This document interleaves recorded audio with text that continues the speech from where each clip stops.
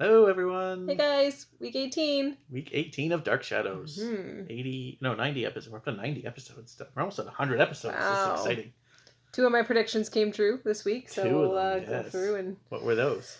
that Victoria would get out, that she wouldn't be in, and I don't remember the other one now. We just talked about. Oh, that David would get off scot-free. Oh yes, that David would get off scot-free. That right. kid, I don't know. So we started off the week with Burke and Carolyn going back to his place after they were at the Blue Whale, and they're kind of seeming pretty close. And then he kind of told the story about this girl who wasn't wanted or something, and then she swam home, and Carolyn kind of got the hint and got all huffy and decided to leave. But then Burke gave her a big old smooch on the lips before she left. Was that her first kiss? No, she's kissed Joe. Yes. There's not a lot of romance on this show. No, so not far. so much. So. And then we saw Maggie and Joe together, and Maggie sadly only got a kiss on the cheek. So there you go. It's not very soap opera-y for a soap opera. That's true. There's lots of drama though. Lots of drama for sure. So Vicky was stuck in the room still, and she threw some large ceramic thing at the window. I don't know what that was hoping to accomplish, but yeah, I guess you're trying to break the window, but there were bars on the window, so it just shattered whatever she threw. Maybe she thought someone would hear her better if she broke the window. I don't know. Maybe. And then she put a piece of paper under the door and knocked the key out, which seemed like a good idea, except for then it was too big to fit through the crack, so she was still stuck. And but it was smart, although it didn't. It was very smart. It didn't make sense that she put a piece of paper under the door, but she didn't put it under where the key would fall. Yeah, she put it like Yet way it over. Still somehow fell on an angle and landed on the paper. I don't know how. So physics. She counted for the wind. It was very windy in that hallway. Yes. I guess. So Elizabeth and Roger were worried about her and didn't know where she was. I don't think Roger was really worried, but they were trying to figure out where she was, and so they were talking to David, and he was just like, "Oh, she's probably just out for a walk." And I guess something he said triggered Roger to guess that she was in the closed off part of the house. Right. So he went for a long journey. He presumably doesn't have a key to the door upstairs, so he used a secret passage, which we'd never seen before.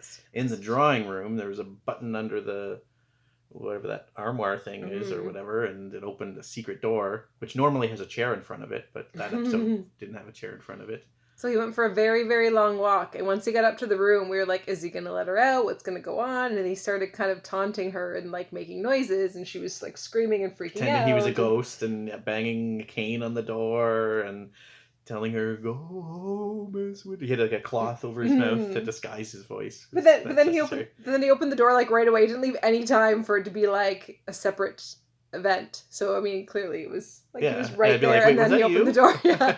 So she was so happy. You dressed up as Bill Malloy earlier, because I remember seeing. So she was like in hysterics, crying and saying that she saw the ghost, and she was in pretty bad shape. So just some pretty good acting too. There was some hysterics, except for then later on, she was downstairs and seemed to be fine. I guess you said it was the next morning. I thought she seems pretty composed now all of a sudden, but no, she slept on it. Yes. So she was just talking about the ghost that she saw and that it was David, and they were like, oh, well, he probably just like thought that you had left and locked the door behind you, or he probably just was playing a game or something. So he's just not, I guess they said that Roger did have a chat with him about it or scolded him about it, but we didn't see it. Right. So presumably he did get in some sort of trouble, but yeah. So Vicky is ready. She's ready to be out the door. Yep. He doesn't want her there. She said she'll leave it up to him, but he hates her, wants her to leave, so she's packing and ready to go. But then he had a change of heart. Yes, we're not quite there yet, though. Okay. We have to go to the other business. The business. Oh, part. Yes, the business. You go ahead. Burke Devlin called up a bunch of the employee. Oh, Burke, he ended up putting in his bid on the Logansport cannery, and so he's going to be buying that, presumably, and Mrs. Collins can't afford to buy it, so she said she'd fight any way that she could to. Right, and so he called up a bunch of the employees of the Collins fishing fleet and had them come over and kind of offered them a sweet deal to come work for him, and more money and profit sharing, which he said to Blair, like, even if we get one, that's good, then the rest will all come. But he said that everyone has a price. And so Amos Fitch was kind of the head guy, the only one who had lines, and he was not buying it, and he went and ratted him out to Mrs. Collins, who called Burke and told him she'll fight him, and but I guess that's what Burke wanted. He said, right. Yes, that's what he wanted the whole time. Mm-hmm. So that was the thing. Mm-hmm. And is that it for that? I think so. Yeah. So then we had to go back to Victoria. Matthew was changing the lock on the door. Right. And Victoria was packing, and then David came in, and he was like, I would go to your funeral, but only because I like funerals. Like, he's just like this. He's still like terrible human being. But then she said that she told him that she saw the ghost. She and Carolyn went through while Matthew was distracted by David, they went into the secret room. Or was that? I think it was that right after. That was after, right. So yeah, David had a change of heart when he learned that Victoria saw a ghost. Yeah, so he had never seen. So the Molloy ghost. So when Carolyn and Victoria went, he came into the room and was reading what she had written about the ghost. So then he was just excited that she had seen it too. So he wants her to stay, and he told her he loves her, and it's just like night or day. Mm-hmm. Oh, when Carolyn and Victoria were up in the room, she was showing her how she attempted to get the key, and all of a sudden the key fit this time under the door. Right. I don't know what that was about. Yeah. It seemed that there was like a carpet missing or something there in the hallway.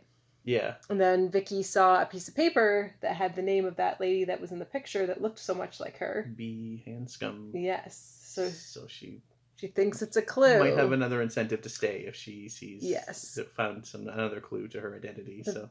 But I don't know if that connects, because we already know that lady existed and was there because Sam painted her picture and she died, but it could be a different name. Yeah, there might be some more connections there. So she was kind of intrigued by that. And then when David told her he loved her, that was like, okay, well, she's staying because he wants her, but also this other clue. And also because she's the main character. Because plot. And then Carolyn said that she'd only heard him say that he loves one other thing, and it was a cat. And what did he do to the cat? He drowned it. Yes, so that's what he does with the things he loves. So that's our exciting week there with good old David. What do we got next week going on? I don't even know where we're at with anything. She's staying. They're locking the door. The pen's gone. The Betty Hanscom thing. There's the Burke. Right, the takeover, and maybe more into Victoria's past. Yeah. And then probably more drama with Carolyn and Joe, probably. Probably, or Maggie and Joe. Mm-hmm. Maybe we'll go back to the